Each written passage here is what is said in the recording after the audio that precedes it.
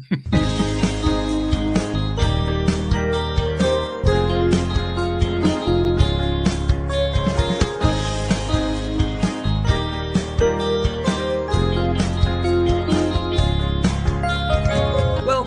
to LOA Today. I'm Walt Thiessen. With me today is longtime listener, poet laureate, and Taya Master, Anne-Marie Young. This is your daily dose of happy. We are so happy you decided to join us today. And we're also joined by Joy the cat, who's trying to figure out whether or not he wants some attention. He was thinking about earlier, and now he's clamoring for some, but he realizes that the podcast has just started, so maybe we can just kind of put him off for about an hour or so. We'll see how that goes. Yeah. But Anne-Marie, we're going to have a little fun today because we have a psychiatrist joining us today who is in many ways non-typical psychiatric, and that should lead to all kinds of interesting sidelines and rabbit holes and conversational tidbits and so forth. So I don't know about you. I'm looking forward to it. Yeah, that sounds a good one. It sounds right up our tree. Let's hear more. It really does, doesn't it? Yeah, it's going to be good. So let's bring him in. So we got Dr. Fred Moss, who, as I said, is a psychiatrist, although his is somewhat of a, shall we say, non-traditional path to psychiatry. Didn't exactly graduate the first time around or the second time around. Been through a few rocks and valleys and challenges along the way, but that just makes it all fun. So we're going to find out what his story is all about. So Dr. Fred, welcome. How you doing today? I'm doing good. Thanks for having me on. I'm looking forward to our conversation very much.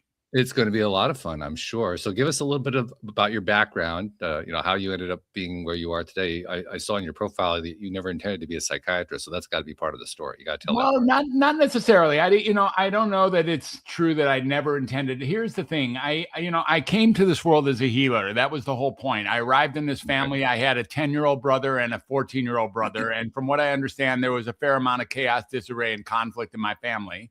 And little Freddie was called in to actually heal that family, actually bring some unity, some love, and some peace and joy to a family that was really having a great deal of conflict between the three adults or four adults.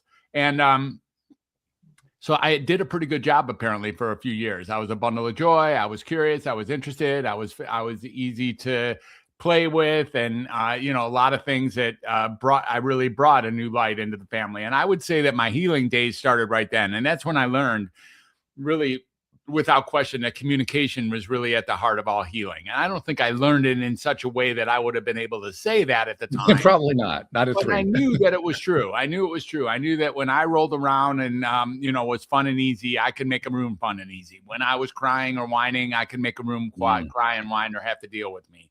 And I really learned that communication is what, is the straw that stirs the drink of what human connection is, and that human connection is at the heart of all healing. So as I moved through life, I was like, well, I want to learn how to communicate like the big dudes do, like my brothers and parents do. And I figured that would happen in school. And, like where else would that happen? So I started off in elementary school. I was very precocious. I was very talkative. After all, I'd had a lot of lessons at home, and I knew a lot of things that my peers didn't know. And I talked a lot. And there's no elementary school teacher who ever forgot having Fred as a student. I'm pretty positive about that. And I was, because I was so smart, or so-called smart, school came easy to me. I was kind of like a pain in the neck to my teachers, but also the gift to the teachers. In some ways, I was like, there was a lot of focus on what Fred had to say. I fought back. I challenged authority. And it wasn't always met with open arms. And, what ended up happening is I realized early on that school wasn't going to be where open discourse was encouraged. In fact, anytime I spoke my mind, I was told to sit down, be quiet, and watch the teacher, and then do whatever he or she said to do, and do it as much like her as possible. Of course. That would get me into the next grade. That's the last thing from open discourse. So it's like, okay, maybe that's because I'm small. And I'm never really small, but maybe it's because maybe they teach this later on in school, junior high. Good theory, though. Good theory. It was a good theory. And I hung in there till junior high, hoping that it would get better. It only got worse. And then I hung in there till high school, hoping that it would get better. And clearly it only got worse. And where I was learning how to communicate was outside of school. And that was really important to me. I had my bicycle, and I had, I was an adventure warrior. I did a lot of hitchhiking in high school. I was all over the place. I went wherever I wanted to go. I went where I shouldn't go. I was told, don't cross this line. And I was, across that line that same afternoon in most cases, because I really just wanted to learn how the world worked. I really just wanted to learn, well, if there's people out there that I'm not supposed to learn about or not supposed to speak, let's find out what it is about them that I wasn't supposed to learn. So you were like the clean cut version of Robin Williams approaching the line saying, here's the line, woohoo, let's go past the line as fast as possible. Yeah, I think in some ways I was, and I'm not sure that I was so clean cut either, just to be honest, but I think that there was a lot of pushing and a lot of edginess, a lot of like just learning, what is this whole thing about? How can I make sense of it all?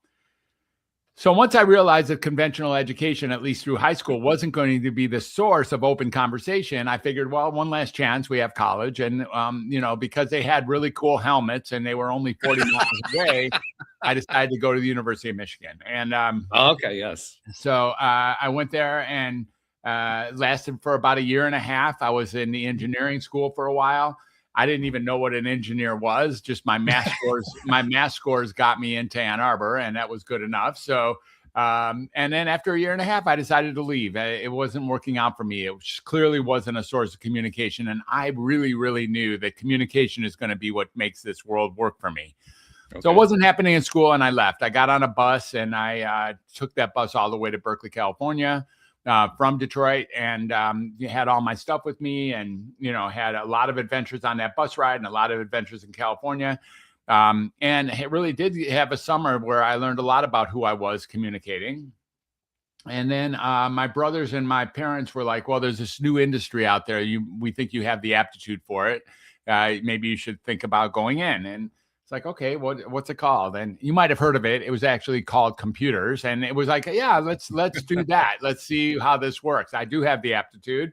And so let's see what that looks like. And there was only one computer in all of Michigan. So back to Michigan I went, and I took the bus all the way back. And now I'm a computer geek and hanging out in the computer room, a 2-acre facility where the only computer in Ann Arbor was. And I was punching cards and batch jobs and stuff like that. And it was like, no, dude, I'm not doing this the rest of my life either. Yeah. And so that came on to the second dropout, the one you've already referred to. Okay. And when I left that time, I was like, you know what? I'm never going back to school again. This is just nonsense. And I told my family I'm not going back to school ever again. My mom was okay with that and told me that, I had to get a job or whatever. It was like, okay, let's get a job. And so got an application for a state hospital for adolescent boys, a state mental hospital for adolescent boys. And it was starting, within a few weeks. And believe it or not, indeed, as I look at the date, it was starting exactly to the date 46 years ago. January 5th, 1980 was my seniority date. That was my seniority day for that job. And so 46 years ago. And I thought I would last exactly 3 weeks because that's how long orientation was. And I figured I could hang in there, get 3 full-time paychecks and buy myself a Volkswagen and drive around the country and figure out what my life was about. That's sounds like a plan. I wanted to do. Yeah. And on the 4th week, which wasn't January 5th, it was the 26th, I got called up to a friend of mine. His name is Paul, who later became a good friend, encouraged me to go up to the floors even after orientation. So that Monday, I went up to the floors and, sure enough, I've been in the psychiatric field or in the mental health field for these 46 years pretty solidly since then. I had a really nice time working with these kids. These kids were only 4 or 5 years younger than me. And I realized that all I had to do was treat them like humans. All I really had to do is realize there's nothing wrong with them. All I really had to do is realize they're just living life like I am. And I could live, just be lateral with them and relate to them as humans. And rather than me having some super skill that I'm supposed to give them or some sort of power gradient that doesn't really hold up in any kind of real positive way. But the thing I really disliked about that job was psychiatry. I just couldn't stand psychiatry. I really hated all the psychiatrists that were working there. It wasn't the people that I hated. It was I could see the direction that psychiatry was headed. There was a whole lot of constraints and restraints, physical and chemical that we were utilizing. If Jimmy and Johnny got into a fight, some sort of tiff or something, we'd call the psychiatrist. He'd come down and talk to Jimmy and Johnny for like 4 seconds. Then he'd talk to us for like 7 more seconds. And then he'd go into the nursing station and write some stuff in a chart. And we'd have to go retrieve Jimmy or Johnny and hold them down in the quiet room floor and pack them full of some injectable sedative cocktail that would put him into a stupor for about a day. And if that was the case, then we would call that success. Now, let's make this very clear. This wasn't in the past. This has happened already this morning hundreds of times in our country. Let's make that very clear. It's already happened. It's already happened hundreds of times in this country today. So it's not like it's old news. It's like really what's still going on. I found that to be just, hideous and barbaric, and figured that I needed to go into the field. My brother was already a psychiatrist, about 14-year-old brother, 14 years older than me. So I knew that there was a pathway that I could take to actually go in and bring communication, be like the agent or the ambassador for communication as being a source of healing. And unlike I think most people, I picked this job because I couldn't stand it. And that's really how it went. And I went back to school for a third time, this time with a full conviction to get this thing done and to finish my undergraduate degree and then apply to medical school and go to medical school in Chicago, Illinois, at Northwestern University. And then I learned a lot in the streets of Chicago. I learned a whole lot in the streets of Chicago. Really loved the Chicago streets. I didn't learn very much in med school, by the way. I learned some bullshit in medical school that was supposed to somehow give me some extra credit to be available as a psychiatrist. But they never told me how to communicate with people and what's so important about anything else that I would have learned. So, I'm glad you did get something out of your Chicago education, though. That's a good thing. The Chicago education was awesome. I happened to arrive in 1984. There was a number 23 that arrived in Chicago at that time as well. And I had season tickets all 4 years of my medical school. So I got to watch his rookie year, and I got to watch him all 4 of those years, and became a big fan. So Chicago had many things going on, including Jordan. But and then before too long, I was expelled or graduated, whatever you want to call it, from the school scene. And given the sunken costs that were there, it was time for me to be a psychiatrist. But psychiatry had shifted significantly by that point, as I predicted. And, Prozac was actually introduced to the world while I was in medical school. And that totally changed everything inside of mental health. The impact that Prozac had on mental health is understated, and it's really underestimated. Prozac is the drug that created this whole idea of chemical imbalance that we all think it might be so. It isn't so at all. But the Prozac, the whole dream of that it's all just a chemical imbalance when you're unhappy, was initiated and introduced when Prozac was introduced to the world. No, wait a minute. I need to interrupt you for a second there, because this is a very, very important point. Yeah. The idea of a chemical imbalance. Yeah, it doesn't hold any water. When we think of the medical sciences, and psychiatry is generally grouped with the medical sciences, one of the things that sort of, but then again, I would say the same thing about the other medical sciences, but we could go down that rabbit hole too. But my point is that when we think about medical sciences, we think about how medical science constantly reinforces for us that they have study after study that demonstrates that there are these conclusions they draw. It demonstrates that there's no study like that for psychiatry. Now that's a fascinating thing. That's true. I mean, this is like a major thing being pushed, and there's no actual study to back it. No, there's no elegant studies at all. There's no reliable studies. There's nothing that suggests that sadness comes from a chemical imbalance or a chemical imbalance, or that anxiety or psychosis is a chemical imbalance. Not at all. So it's a response to the human condition. The question ultimately gets raised up. I mean, we can blame the drug company, and I'm sure they played a role, but where within psychiatric circles did the idea come from? The idea comes from the idea. Exactly. It comes from how much money that can be made and what can be look, if we can call it a chemical imbalance, then we start making humanity very simple. The idea that humanity is just like an automobile that needs to have an oil change and might have an imbalance on the tires or something like that. And that we can treat us like mechanics rather than realizing that what's here is a human connection. Human connection does not follow the rules of mechanics at all. No, human connection is when you listen to somebody, when you're with somebody, when you connect with somebody, when you harmonize, when your frequency and you resonate with somebody else. That's when human connection takes place. And upon that experience, we all know that massive healing takes place at that moment. 1 second, please. And while you're touching on that subject, and while you're taking a moment there, I just wanted to reinforce, this is one more example of how science, medical science in general, and in this case, particularly psychiatric medical science, but this is true for almost all the medical sciences. It's astonishing how often medical science, which claims to be study-based, which claims to be empirically based, is not actually empirically based. I mean, this is like a continuous pattern that plays out over and over again. Now, psychiatry perhaps is a little bit more overt about it than some of the others are, but this is an astonishing thing that we don't seem to be coming to grips with. Well, it's only astonishing that it's astonishing. It's not really astonishing.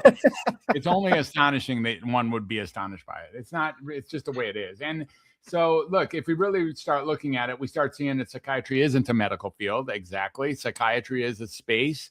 I mean, it's certainly designed. It's not inherently a medical field. Let's put it that way. There's not like a subspecialty called the mind that thereby, we're basically learned that if we're uncomfortable, that means there's something wrong with us. That is not the case at all. If we're uncomfortable, we are dealing with humanity. I don't think there's been a moment in time, I'm pretty positive about this, I've never read anybody who wrote about it, where discomfort and misery wasn't an inherent part of what it means to be human. And you can go as far back as you want.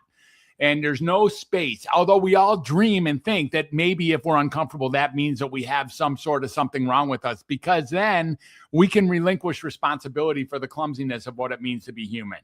When we realize that, when we start thinking that, oh, that's not me, that's my ADD. That's not me, that I'm on the spectrum. That's not me, I have anxiety disorder. That's not me, I got bipolar disorder. That doesn't mean not me. My mom had schizophrenia and I got traits of it. Whatever people say about how they can relinquish responsibility for the dear and real clumsiness of what it means to be human. And the discomfort that what it means to be human is also a big part of what it means to be human. We all know that. We all literally actually know that. We know that what we want more than anything is someone to understand us, someone to get us, someone to connect with us. That's what we want. That's what we're seeking. In fact, that's why we're sitting on this podcast right now. You're hoping and I'm hoping that we have a connection here that can move some sort of proverbial ball forward. And that's what we're here to do. More than anything else, way more than anything else, as a matter of fact. I mean, that's where love emanates from. That's where purpose emanates from. That's where vision emanates from. That's where contribution emanates from. These are all high-powered things that us humans are very connected to, or interested in most cases. And we start realizing that it all shifted when we created the idea of a chemical imbalance, or we created the idea of biological psychiatry. This idea that somehow if I give you a drug, I can upend some sort of bizarre chemical imbalance that caused you to be uncomfortable in the first place. Now, here's well, I got a question for you, though. Yeah. I mean, I like what you're saying. Don't get me wrong.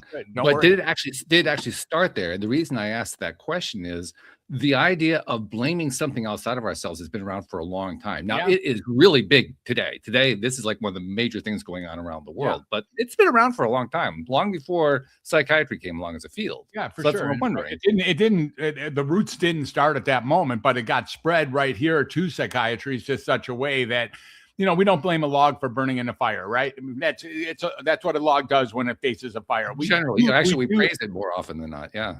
We do actually blame ourselves for being uncomfortable in a world that is completely out of sorts. It is no sign of mental health to be well adjusted to a profoundly sick society, as Krishnamurti said. It is no sign of mental health to be well adjusted to a profoundly sick society. And it isn't a sign of mental health to be well adjusted to a profoundly sick society. And we have come to believe that it is. That when we're sad, when we're anxious, when we're afraid, when we're distracted, when we're feeling awkward, when we're feeling hopeless, when we have thoughts that are uncomfortable, when our memories get in our way, when our dreams get thwarted, when we have trouble sleeping, we think there's something wrong with us. We really want to believe that. And what that allows for is a relinquishment of the responsibility of embracing and accounting for all of what it means to be a human. And that includes things that are highly and completely uncomfortable. It's very highly, and as we kind of touched on in our introduction before the show, it takes something to walk through this world. It takes something. It's a lot of challenges. There's a lot of obstacles and a lot of hurdles. And if we just want to be honest with ourselves, when we can find somebody to actually relate to us experiencing that, or when we can provide that for somebody, instantaneous healing takes place at that second without side effects, without the need for doctor authorization, without any kind of insurance company stepping in the way, without even special skills from the other person who absolutely didn't have to go to medical school in order to be that person.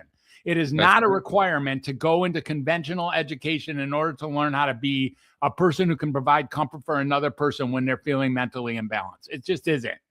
But isn't it also true though that we can become addicted to this behavior of wanting to share our stuff with other people who aren't necessarily doctors? And it doesn't really matter whether they're doctors or not. We become addicted to it. We want to just keep telling that story over and over and over again, endlessly. I think most people don't really have access to their honest to goodness core value and true self. You know, and this actually goes back to, so people talk, they spit noise all day long for sure. They write it on social media or they take some video or do whatever they do.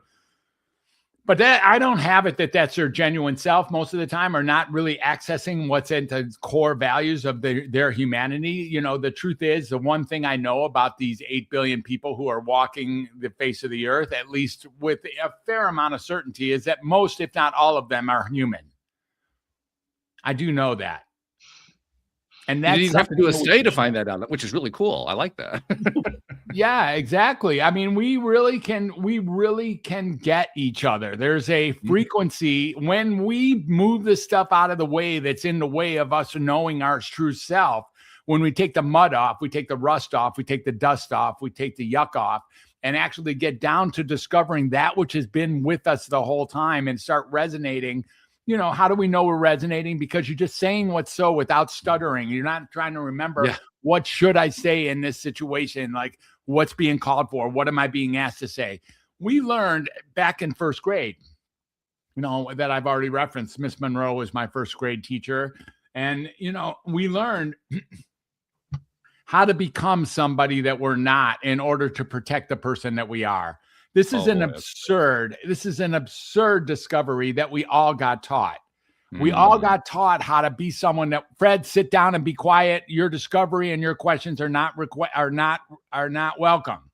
It's like, okay, I guess what I'm supposed to do right here is sit in a chair and watch you on that blackboard and learn how to make a cursive A and a cursive B. And if I can do all that, then you'll pass me to second grade as if I'm a better human. Well, I'm not smarter or better at that point. I'm not even heard. I'm now disconnected.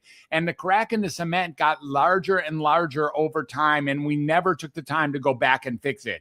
So many of us are actually saying and being someone who we're not in order to protect the person that we are. It doesn't work. It's a ludicrous, preposterous, completely absurd way of managing life.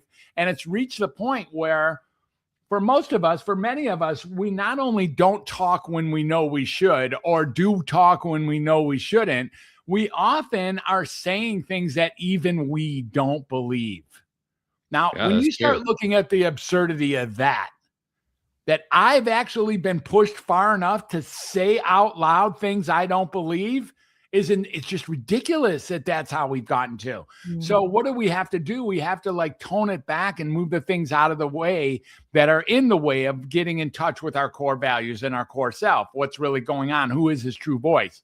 That's the name of one of my books, by the way, is called Find Your True Voice. And then that's what I do is I help people through a systematic way, move the things out of the way that are in the way of you knowing who you really are. We don't have to go out there to find out who you really are. Who you are has been with you the whole time. You're that person. It just move that stuff out of the way. And the other book I have is about creativity. You know, creativity, it's called The Creative 8, Healing Through Creativity and Self-Expression. And what I really realize, again, is that when I'm able to speak my truth, when I'm able to represent my truth through art, through music, through dancing, through singing, through drama, cooking, writing, gardening, those are the creative 8. I am capable of then being with other people, and the symptoms that I thought I had, the discomfort that I thought I had, often disappears or certainly diminishes significantly as I'm in the act of carrying on these creative expressive techniques, whether they be the visual arts or the performing arts or whatever.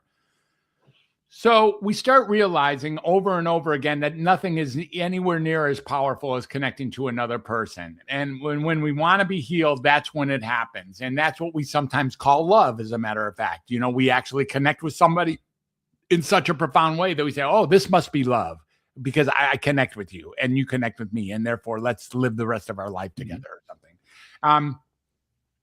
And, you know, this is just something that has been unwaveringly true. So one of the interesting aspects of the thing you were calling astonishing is that there's nothing astonishing about what I'm saying. Well, there's nothing astonishing on the surface of it, but let me go into that a little bit. Sure. Because the thing that I find to be astonishing about it isn't so much what you're saying, it's how what you're saying is not generally accepted societally. And I can give you a number of examples, but I can think of one off the top of my head that comes really quickly.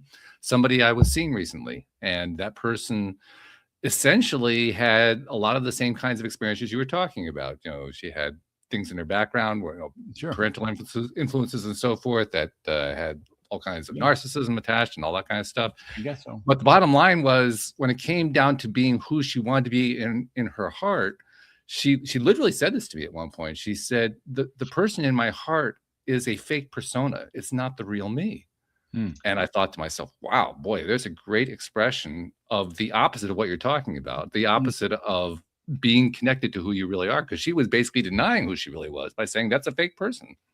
Well, I think there is a person in her heart that maybe she doesn't have access to. And so, yeah, we're all asked to be fake people. We all show up with a certain persona.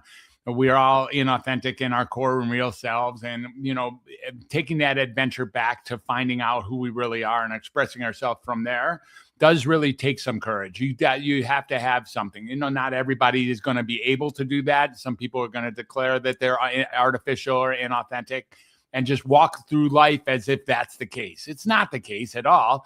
I mean, we can, with a fair amount of, with a fair amount of effort, one can relate to her or him, whoever that was. It sounds like it was a she. And that one can relate to that person and give them access to being resonated with. And once that happens, a new level of discovery actually takes place. You know, I've worked in some of the more difficult places in the world. I've worked in maximum security prisons and in nursing homes and in way too many inpatient units. And one of the things that I've learned over that time is that when I connect with another person, that is when the explosions of health takes place instantaneously. And it doesn't have to wait. It's not 6 weeks later, let's see what your titer is inside of your blood. It's nothing like that. It's like in the process of actually getting someone, healing takes place at a very high level. Now, whether or not this is understood as being, by societal norms or something, I think the answer is it really is understood. It's just not what's published out there. The idea is that when you're feeling uncomfortable, ultimately you're just going to label yourself with something, like you already kind of used the word narcissism. It's like, we don't even know what narcissism, none of us even know. It's basically a synonym for asshole these days. When you call somebody a narcissist, you're basically saying, I have an asshole for a friend or a wife. It's not, that's basically the clinical definition of narcissism is a covert asshole. That's how that really is. But we use that word as if we think we understand it. Oh, yeah.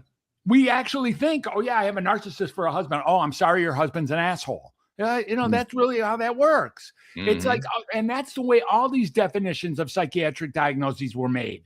This idea that depression comes down and gets you. This idea that anxiety is just an event, is an experience for which there is no escape. Once you have it for life, and you have to deal with it forever. That's all freaking nonsense. Every piece of that is nonsense. And we actually can alter the way that we see the world from wherever we are. Each and every one of us has a future in front of us that is not defined by the paths that brought us to here. That is just a fact again. It is not defined by the paths that got us to here. We have an opportunity to say, do, and be someone different than we've been up until now every single moment of the day. We have that opportunity. It doesn't mean that we have to do it. We can keep doing the same old junk and say that we're entrapped in continuing to do the same old junk. That sometimes works because, again, one thing it allows me to relinquish responsibility for the stuff in my life that I'm not doing very well. And I can just, there's some sort of really illusion of familiarity, of the comfort of familiarity, as if that's the way it is. And also, there's another piece to this, which is, psychiatrists, mental health providers, and really clinicians of all types, as you kind of referred to, get a lot of power when I can declare there's something wrong with. I'm equipped to declare there's something wrong with you.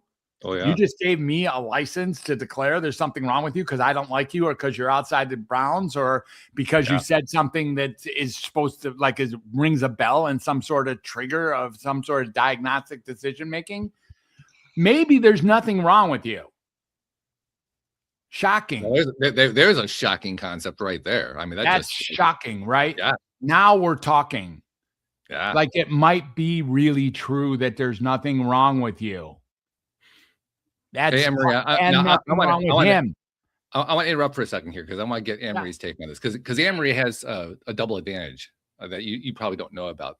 Not only is she a co-host, she's formerly a listener. So I think of her as being like a representative of the listening audience. So Emery, when you're listening to this, like, how much of this, first of all, is blowing your mind, and how much of this is making you say yes? I'm kind of. How much is actually making you say no? That's crazy. Well, I literally have just been going through again. Agree. Oh my God, I agree. It's I just think we're here for a human experience, and we just try and make life perfect. And life isn't perfect. If life was perfect, it'd be so boring. But we have to feel these emotions. We have to go through these things, and we are programmed as children to change our behaviors and change our thoughts, and then we seem to spend most of our adult life trying to be a child and go back to that innocence and that authenticness. But raw purity. Yeah, absolutely. And I just think I was listening to something yesterday. It was actually on quite the same lines about not being spiritual, not being a Christian, not being religious, not being a wife, not being a mother, just being a human. And what that means and what does that entail, and just take on board everything that you're supposed to have as a human. And this is it, warts and all, and come into peace with that. And that's not a bad thing, because you're here for all these emotions and you're here for all these experiences, and they can be as beautiful or as grotty as you want them to be. And I just think one of my sort of New Year's resolutions was actually to speak my mind more and not to say what I think other people want to say. And actually, what I'm already finding a few days in is actually it becomes a bit more uncomfortable to say things that other people want to hear, not what you want to say. So this is all resonating massively with me. I'm loving it. I love it. So there's some feedback for you, Dr. Fred. There you go. Yep. Yeah, good stuff. So, all right. So first of all, I love this path that you've been on. I mean, this one resonates with me on about 15. It hasn't been that fun. There's been points of it that have been very difficult, of course. And of course. Yeah. And, it isn't like I was flying in the face of my industry. Initially, what I really was, although I was certainly hired instantaneously to be a diagnostician and a psychopharmacologist, because that's what they wanted from me by the time I came out of residency. And so I sort of had to live duplicitously by, in fact, serving those goals and getting that done much against my better judgment in many cases. So that level of duplicity caused a lot of pain, a lot of suffering inside of me. Sure. But around 2006, we started doing some things because I had enough of lying to myself and everybody else. And decided that I would take a big handful of my outpatients. I had a couple thousand outpatients at the time, and I took a big handful of them off their medicine with their consent. And sure enough, they got better, way better, like profoundly better, reliably better. Of course they did. As a matter of fact, that's because the medicines actually induce, increase, perpetuate, or cause the symptoms they're marketed to treat. Now, this is what I learned. That's what they do. Now, this is a really cool business model. It's a very great business model, as a matter of fact. It's no problem. If you can create a product that actually causes the need to buy the product, that's pretty awesome. Yeah. That's an incredible product, which will likely create billions of dollars per day in profit margin if they run out for a while. And sure enough, this is one of the few industries in the world that has billions of dollars per day in profit margin every single day without question. So it at least does that. Now, I'm not mad at the industry. I'm really not. I'm not mad at the industry. I'm not mad at doctors. I'm not mad at insurance companies. I'm not mad at anybody. Why? Because there's nothing wrong with them. I wish I would have created that darn business. What a great business. What a great model. Here's very successful. Thing. If you're going to drive, it's like blaming rat poison. It's like you don't blame rat poison for killing rats. It's just what rat poisons do.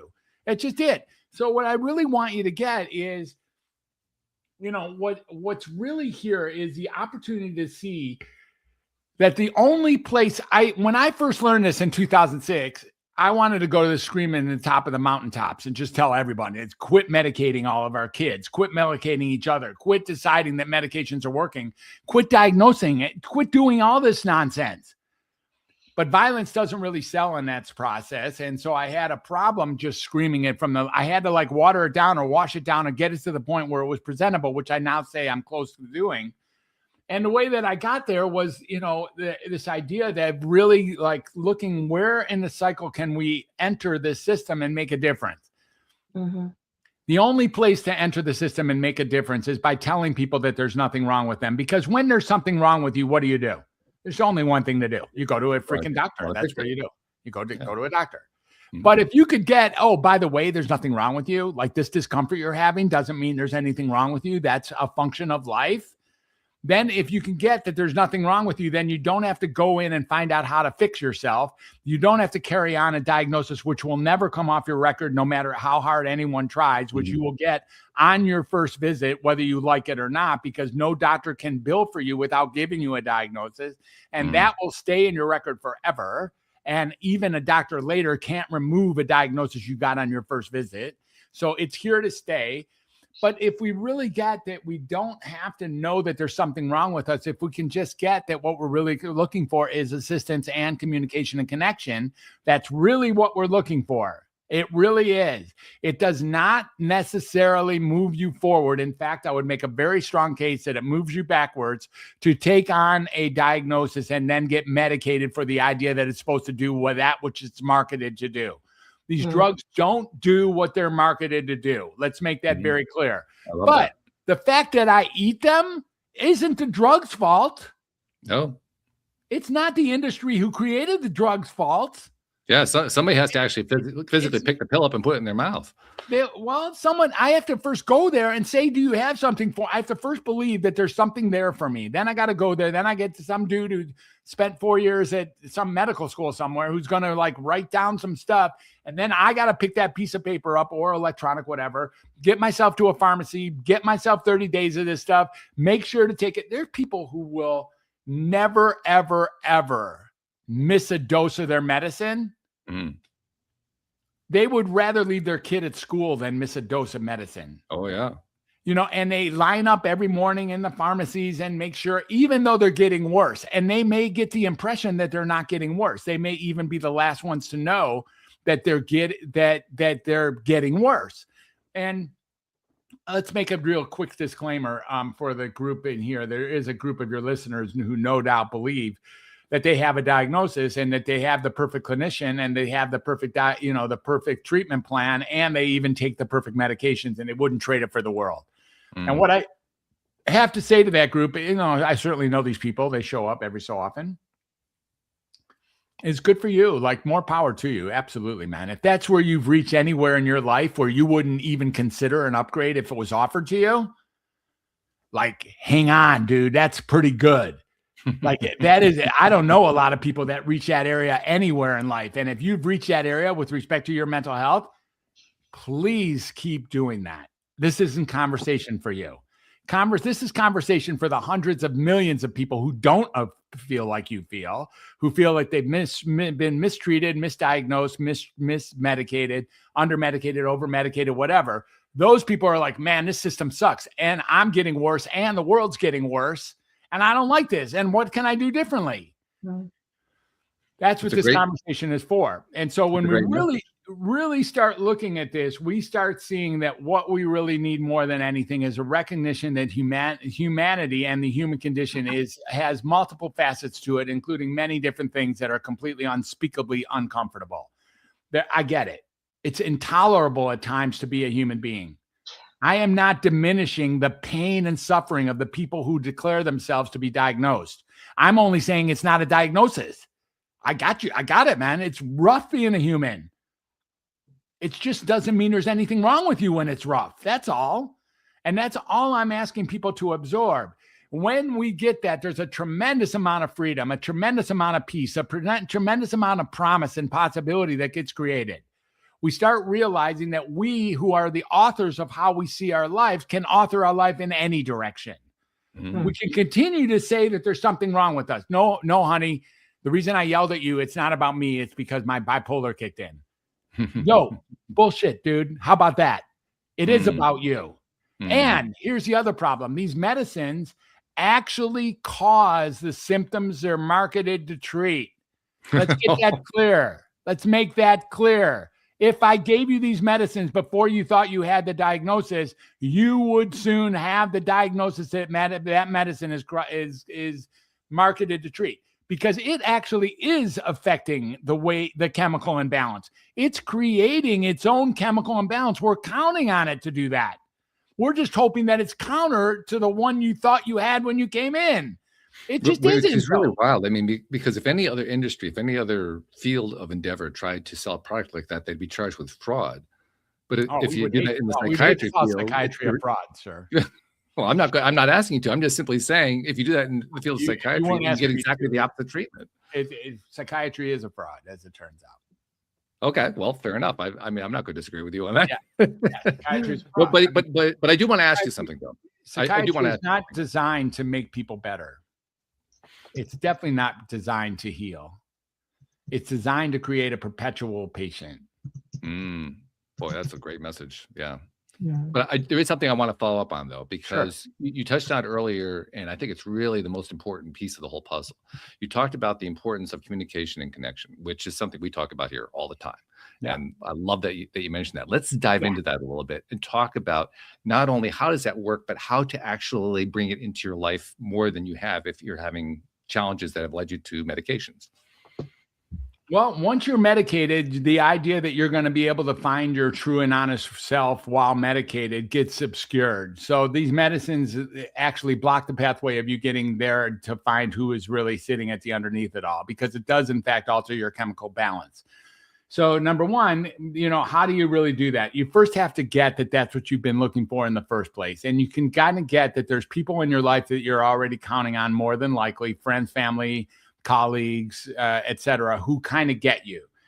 Then we have to find your own true voice. When you find your own true voice, it's natural. All of a sudden, you get closer and closer to your own human frequency, and you naturally, almost like tuning forks, resonate with other humans who have found their core self. And in that possibility, that's when the unification takes place. That's when we all start being human, living as one, as a human culture, as a human entity. So, and it feels good. I mean, it's, as we heard earlier, this idea that it actually takes something to lie. It actually takes something to pretend to be somebody that you're not. There's a lot of work. You got to remember who you said what to. You got to remember when you said that to whichever person you said it to, or didn't say that in front of it. There's so much work. When in fact, when we get down to the core values, it's actually so much easier. There's the truth, and then there's everything else. It's not like the truth is one of the choices. The truth isn't one of the choices.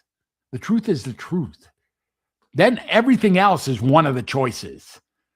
But when we start really seeing that love is what makes this whole thing work, that connection is what makes this whole thing work on this planet, and we can stand up true and honest for what that really means, then we start seeing that it's way easier, way more beneficial, way more satisfying, way more complete, way more effective, way more efficient, way more beautiful to actually be our true selves and connect with another human being theirs. So then that leads to the very obvious question. Okay, sounds like a good idea. How do I get there? Yeah. I think the way to get there is to stop pretending that being anything else but your true self is your true self. So the idea first is you got to get to, oh yeah, you're inauthentic. Oh yeah, you're pretending to be somebody that you're not in order to protect the person that you are. And when you're ready to start releasing that, that's when you start letting go on these things, and maybe start small, incremental changes with your inner circle, where you start speaking your honest truth to them about things that you've never told them before. Maybe you tell somebody, that you love them, or maybe you tell somebody that you stole $5 from them 10 years ago. It doesn't matter what you're telling them, but when you come to grips with honestly taking on to thine own self the actual truth, you have the possibility at that point of stepping into the beauty of what it means to resonate. You start really looking at what's preventing me from being honest, real, and true with the people I'm with or with myself. And let's start picking at that a little bit and start realizing that it's not doing the protection that it's promising to do anyways. As a ludicrous, preposterous, absurd practice, it doesn't even work. You're still going to be thrown off the island just for being somebody different than you thought you were. I love that last line. Yeah. You're going to be thrown off the island for it. You still are. That's what you think you're preventing, but you're not preventing that at all. Yeah, people think that they're watching reality TV shows. They're living reality TV shows. I mean, seriously, Anne-Marie. I mean, you're giving me the eyebrow, but right, isn't that what people do? They basically live their own reality TV show. Yeah. And we tend to do that to make ourselves feel better about our own lives because we don't want to face what's actually really going on. Yeah, right. Exactly. Now, that is the challenge, though, because there is the pain to be dealt with when you deal with what's actually going on. I think it's one of the reasons why we get into a blame culture, because it's easier to blame. Well, maybe. And do you think looks also like it's easier, but it's not necessarily easier? Do you think also people are looking for a quick fix? Because I know after I had my last child, a few kind of sticky events happened, and I got real anxiety.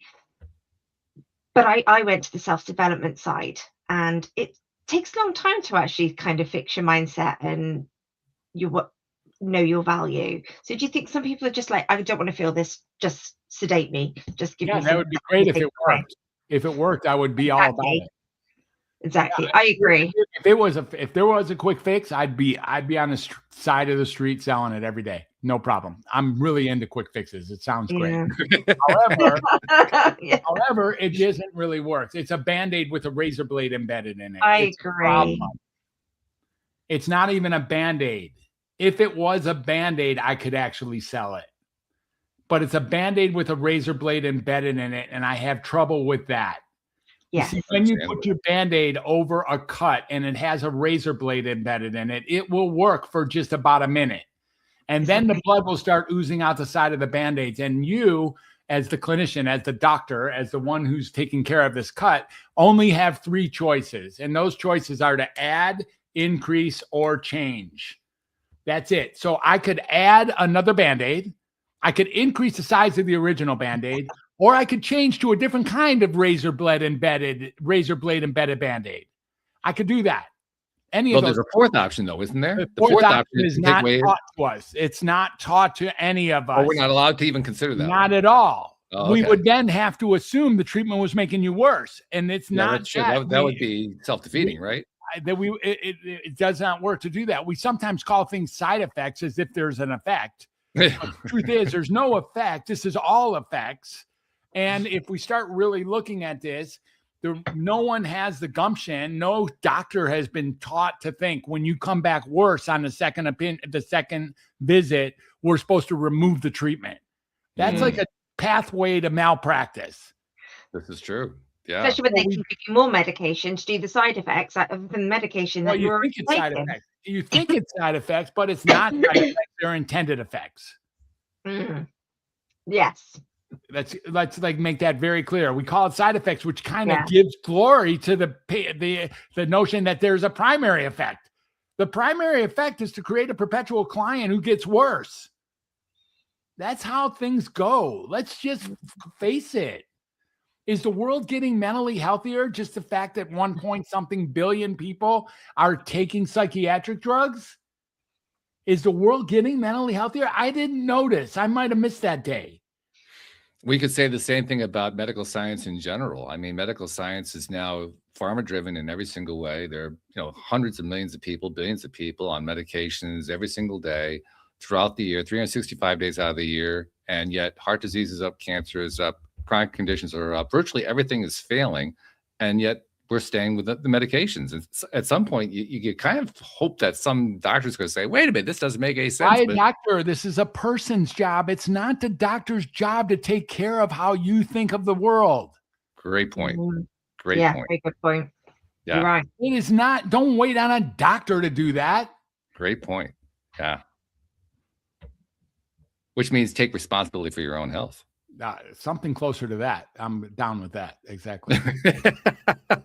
Well, that's radical. You can't do that. That's not the way society works. Yeah. But that is the root of it, taking responsibility for and not just taking responsibility for your health, it's taking responsibility for everything about yourself. Everything about you, including the fact that life can be freaking crazy miserable. It's okay. And an interesting thing about that, you can even change the way that feels depending on how you decide to look at it and to deal with it. Yeah, it's true. Which is also kind of shocking. First time that got presented to me, I remember what my reaction was. My first reaction was, huh? That can't be the way reality works. And then I realized, oh, wait a minute. Maybe it does. And then that basically changed the whole field of conversation as far as I'm concerned. Yeah. But going back to the whole idea of communication and connection, because I really do want to hone in on this. I think it's really, really important. It isn't just that connection and communication are how you basically reconnect to yourself, which, by the way, is vitally important. But there's also the value of the connection itself, the connection to the others. I mean, you get both benefits out of it. You benefit in that you're helping yourself to focus on taking responsibility for yourself, and you're getting the added benefit of the energetic connection you're getting with somebody else. And to me, that's the part that kind of gets swept under the rug. I don't know what you're thinking. Healing is not something that some person gives to another. Healing takes place with both people. Healing takes place in all directions. Healing is what causes it. Healing is not the healer and the healed. Healing is a lateral experience. Healing is not one with a power gradient of the provider and the receiver. Yeah. Healing is something that happens inside the human condition. Healing happens through connection. Connection itself is not a unilateral thing. Yeah, it's not just bidirectional, it's multi-directional. Yeah, it's right. It's just present. Yeah. And it's amazing. It's a powerful thing. When we learn to connect into it and to trust it, it's amazing what comes out of it. Truly amazing. I mean, all barriers get blown aside.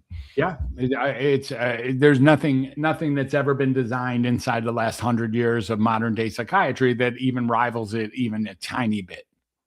Do you think there's any chance?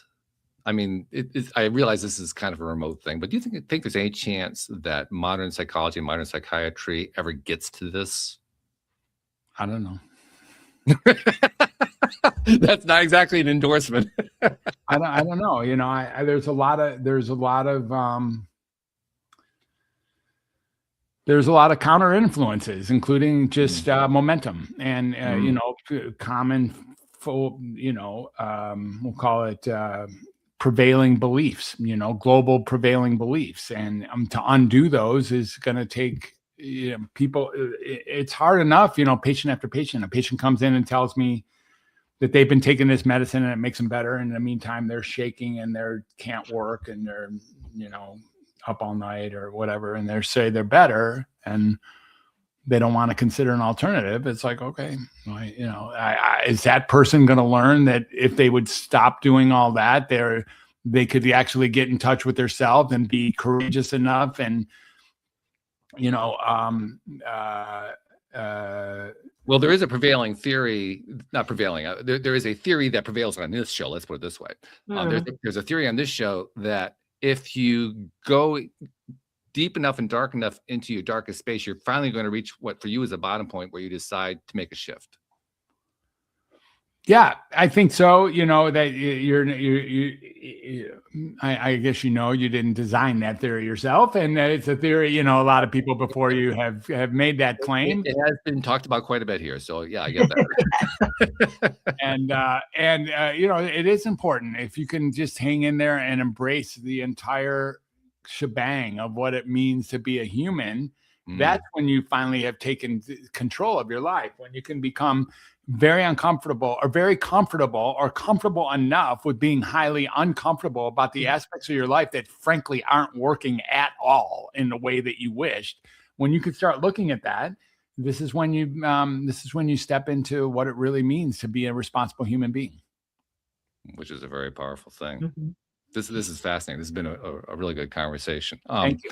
A couple of things we like to do. We have like a number of things that we do at the end of every show, and I want to make sure we do them here. First and foremost, for somebody who wants to learn more about your stuff, find your books, learn about, maybe even contact you, how do they find out about you? Tell people how to find you. Yeah, so I can be found all over the internet, and you don't have a hard time. Just plug my name in with anything, and you'll see me. But I think my website is really organized pretty well. That's drfred360.com. Okay. And from there, you get access to not only discovery calls with me, all sorts of freebies, all the podcasts. I have my 300 podcasts as a guest and 300 as a host as well. You get access to all of them. You get access to some of my publications and my access to my books in PDF form, or I think they're selling, both of them selling for free these days. So you can connect with me. And then the other place is sort of the mothership of my websites is something called welcometohumanity.net. And now after this discussion, you can see how it got that name. And it's been that name for about 7 or 8 years. And I totally appreciate welcometohumanity.net. That's my brand name. And then I troll around, unfortunately, a little bit too much time on Facebook. And I don't like it there at all, but that is a place that you can DM me. And another place that I do like a little bit more than Facebook, although not so much either, is LinkedIn. And that's another place that you can find me. And then there's this other website that we talked about briefly, which is called the Undoctor Reset. And if you go to undoctorreset.com, you can learn what it's like to become an undoctor. And what does an undoctor do? An undoctor helps people come off their diagnosis, undiagnose, unmedicate, and then undoctrinate themselves so that they no longer have to choose to go into a conventional psychiatric field when they're feeling uncomfortable. Now, it isn't just a matter of deterring them from a psychiatric field. It's telling them and showing them how, in fact, just being a great listening human being who is caring and interested and curious, how those things can be remarkably healing for everybody involved. And this is a very profound and free and easy and doable. You literally do not need to have dropped out of college twice. You do not need to have gone to medical school. In fact, those things probably get in the way of you being the kind of human that you really can be.